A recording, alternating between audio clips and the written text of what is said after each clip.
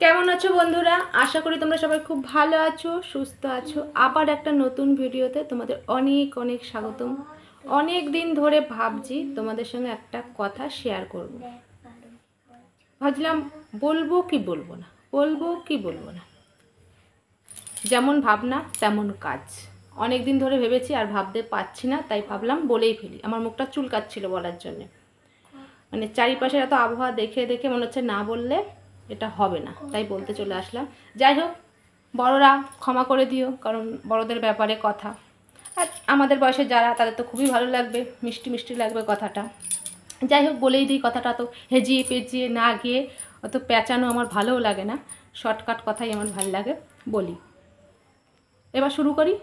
করলাম কিন্তু, বড়রা কিন্তু ক্ষমা করে দিও, আগে বলে দিলাম, রাগ করো না, আমি উচিত কথা বলছি। এবার শুরু করি, আমার বক্তব্যটা তোমাদের সামনে রাখি। ধরো একটা সংসারে শ্বশুর শাশুড়ি দেওয়া যা যা থাকে সবাই রয়েছে, সংসার হচ্ছে, কিন্তু অশান্তি হতেই পারে, হতেই পারে। একটা সংসারে অশান্তি, হাড়ি করে একসঙ্গে থাকলে যেমন ঠোকাঠুকি লাগে, সংসারেও ঠোকাঠুকি লাগে, সব সংসারই। কেউ বলতে পারবে না যে আমার সংসারে ঠোকাঠুকি লাগে না। ধরো এরকম অশান্তি লেগেছে, পাড়ায় গেছে শ্বশুর শাশুড়ি, মানে অশান্তির পর পাড়ায় গেছে, মানে বাড়ির কাহিনিগুলো বলতে, বা কোথাও চলে গেছে বাড়ি ছেড়ে। তোমরা গিয়ে শুনবে ওই শ্বশুর শাশুড়ি কেন চলে গেছে। মেন দোষটা হলো বাড়ির বউ। বলবে ওই বাড়ির বউয়ের অত্যাচারে শ্বশুর শাশুড়ি থাকতে পারলো না, বেরিয়ে গেল। হলো শ্বশুর শাশুড়ির কাহিনী শেষ করলাম, এবার বরের কাহিনী বলি। তারা বরটা বাড়ির থেকে রাগ করে চলে গেছে, আর বরদের তো রাগ হলে আগে সোজা বাড়ির থেকে চলে যাবে সকালবেলায়, তারপরে সারাদিন বাড়ি আসবে না, ফোন করলেও ফোন ধরবে না। আর যদি যার খাওয়ার অভ্যাস থাকে সে তো খাবেই।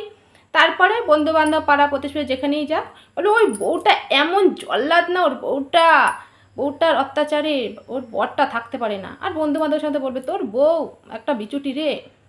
বউ আরও বলবে আমার বউ একটা বিচুটি, এমন বউ আনছি জব্দ করতে পারতাছি না। কী দোষ হলো? বউটার দোষ হলো, তাই তো। বরটা চলে গেল, তাও বউটার দোষ হলো। শাশুড়ি শ্বশুর চলে গেল, তাও বউটার দোষ হলো।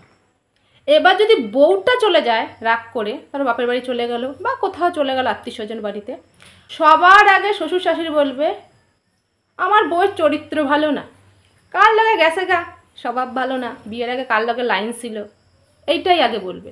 তখন কিন্তু বলবে না শ্বশুর শাশুড়ির অত্যাচারে চলে গেছে বা বরের অত্যাচারে চলে গেছে, আগে কার সঙ্গে লাইন ছিল, কার সঙ্গে কী ছিল সেটা বলে দেবে। তারপরে তো আরও কাহিনী আছে। যদি লুকিয়ে চুরিয়ে বউটা চলে যায় ভয়ে, কাউকে না বলে, বা নিজেই চলে গেল কাউকে না জানিয়ে, বলবে বাড়িতে 10 লাখ টাকা ছিল নিয়ে গেছে, 2 ভরি সোনা ছিল, 10 ভরি সোনা ছিল নিয়ে গেছে, না কইয়া। নিলেও বলবে, না নিলেও বলবে। যা হয়েছে তোমার সাথে, যা যা করেছে সব বলে দিয়ে যাবে। তুমি ভাববা না শ্বশুর বাড়ি দুর্নাম করবো না, স্বামীর দুর্নাম করবো না, আবার আসতে হবে এই বাড়িতে ঘুরে, দুদিনের জন্য রাগ করে যাচ্ছে, একদম না। সব ওদের ব্যান্ড বাজিয়ে দিয়ে তারপরেই যাওয়া, নাহলে ওরা এরকম রটাবে।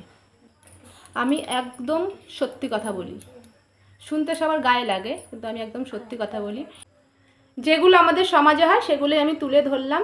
যাই হোক, আবার বলছি, ভুল হলে ক্ষমা করে দেবেন বড়রা। সরি, কিছু করার নেই, এছাড়া আমার কিছু করার নেই, কারণ আমার এটা ভিডিও আমাকে করতে হয়, তাই আমি করলাম। ভুল হলে আবার বলছি ক্ষমা করে দেবেন। আজকে ভিডিওটা এখানেই রাখছি, ভালো থেকো, সুস্থ থেকো, আজকের মতন টাটা।